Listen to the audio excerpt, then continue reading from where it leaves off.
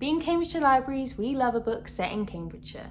Let's take a journey around our county through the stories that are set here as we count down the top 10 most borrowed books that are part of our Read Local campaign. Read Local is the collection of fiction books in our catalogue that are set in and around Cambridgeshire. Let's get started counting down the most borrowed. At number 10 we have Gate of Angels by Penelope Fitzgerald. It's 1912 and at Cambridge University the modern age is knocking at the gate. Fred Fairley, a junior fellow at the College of St Angelicus, where for centuries no female, not even a pussycat, has been allowed to set foot in lectures in physics. Science, he is certain, will explain everything. Until into Fred's orderly life came Daisy. Fred is smitten. Why have I met her, he wonders. How can I tell if she's quite what she seems? Fred is a scientist. To him the truth should be everything, but even scientists make mistakes. At number 9 we have a book set in Grantchester, and I bet you can guess which one it is. It's Sydney Chambers and the Perils of the Night by James Runcie.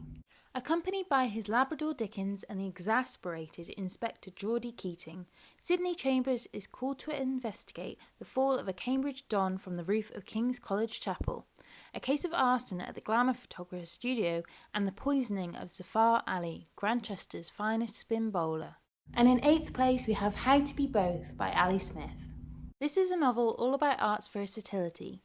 Borrowing from painting's fresco technique to make a literary double take, it's a fast-moving, genre-bending conversation between forms, times, truths and fictions. There's a Renaissance artist of the 1460s. There's the child of the 1960s. Two tales of love and injustice twist into a singular yarn where time gets timeless, structural gets playful, knowing gets mysterious, fictional gets real, and all of life's givens get given a second chance. And at number 7 we have another James Runcie book. This time it's The Road to Grantchester. It's 1938 and 18-year-old Sydney Chambers is dancing the quick-step with Amanda Kendall at her brother Robert's birthday party at the Caledonian Club.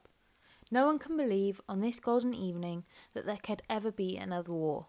Returning to London 7 years later, Sydney has gained a military cross and lost his best friend on the battlefields of Italy. The carefree youth that he and his friends were promised has been blown apart, just like the rest of the world.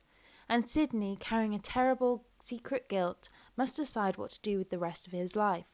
But he has heard a call, constant, through quiet, and growing ever more present. To the incredulity of his family and the derision of his friends, Sydney must now negotiate his path to God, the course of which, much like true love, never runs smooth. In 6th place we have Jacob's Room by Virginia Woolf. Jacob's Room is Virginia Woolf's first truly experimental novel. It's a portrait of a young man tracing his life from childhood to Cambridge University and to his early adult life in artistic London. Jacob always yearns for something greater and embarks on a voyage to the Mediterranean before the war begins and his fate is forever altered. Impressionistic in style, the narrative is as inspired now as it was when it first appeared. And starting off the top 5 we have The Minute I Saw You by Paige Toon. Attraction is easy, falling in love can be hard. When Hannah meets Sonny, she's irresistibly drawn to him. He's sexy and confident, but only in town on holiday. That's fine with Hannah. She doesn't do long-term relationships. And luckily for her, neither does Sonny. But before they can even so much as kiss, Sonny receives some shocking news and commits to making serious life changes, ones that can't and won't include romance. With even a short fling now off the cards, Hannah and Sonny settle for being friends. But as summer hots up and their chemistry shows no signs of cooling, they start to question their reasons for shutting each other out.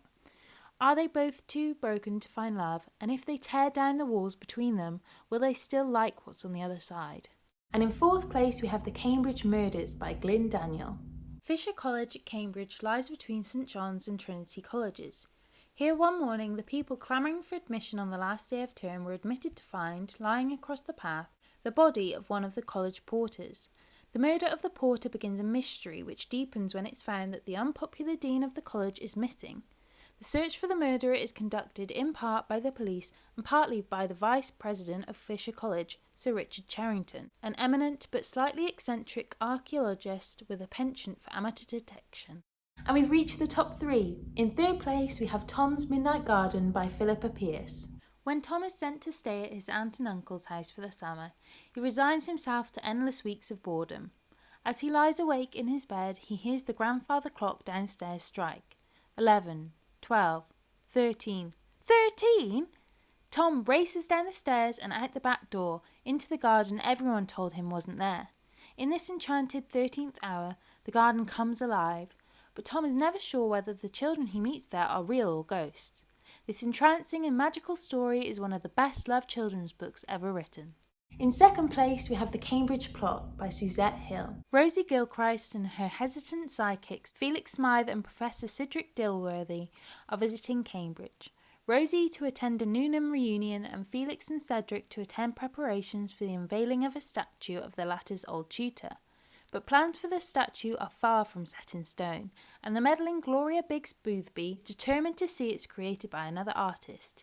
It's inconvenient then when he turns up dead.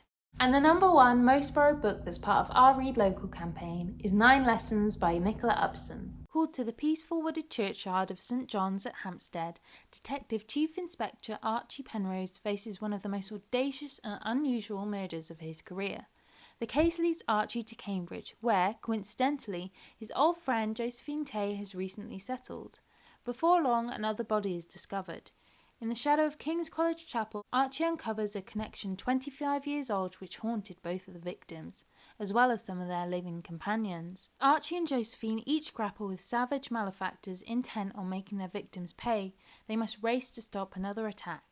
Well, there you go. Those are the top 10 most borrowed books that are set in Cambridgeshire and part of our Read Local campaign. If you'd like to see what other books are part of the campaign, check the description for the link to our catalogue. Don't forget to like, comment and subscribe, and leave your suggestions in the comments below of what you'd like to see as a top 10 countdown video. Thank you so much for watching. Bye! We have books available as e-audiobooks and ebooks as well as physical copies in our collection.